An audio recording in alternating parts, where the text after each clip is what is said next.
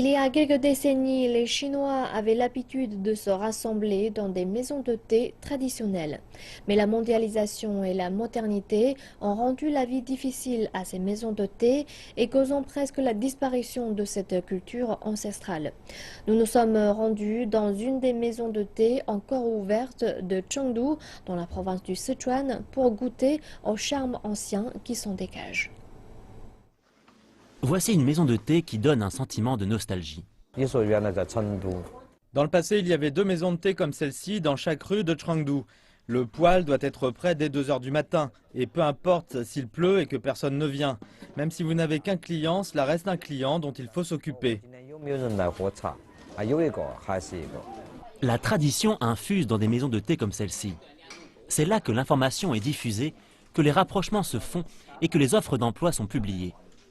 Li Qiang a passé toute son enfance dans une maison de thé comme celle-ci.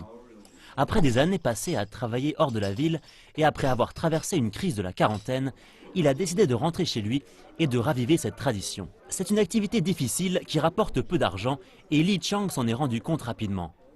Mais tenir une maison de thé était déjà devenu une habitude pour lui. Et plus important encore, c'était devenu une responsabilité. Tenir une maison de thé, c'est comme être amoureux. Si ça vous plaît, il n'y a pas d'autre voie possible. Si je ferme pour seulement une journée, je m'inquiète immédiatement pour les plus âgés des habitants. Où peuvent-ils aller si je ferme? De nos jours, une maison de thé, ça semble un peu déconnecté du monde moderne.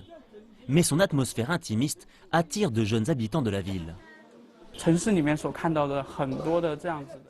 Le service dont on peut profiter dans les grandes villes, et j'inclus ici les meilleurs hôtels, est un service très standardisé.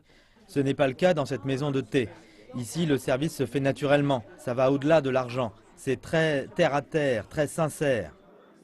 Malgré tout, les maisons de thé traditionnelles ont du mal à lutter contre les grands groupes modernes du secteur des boissons. Mais Li Qiang croit en sa maison de thé.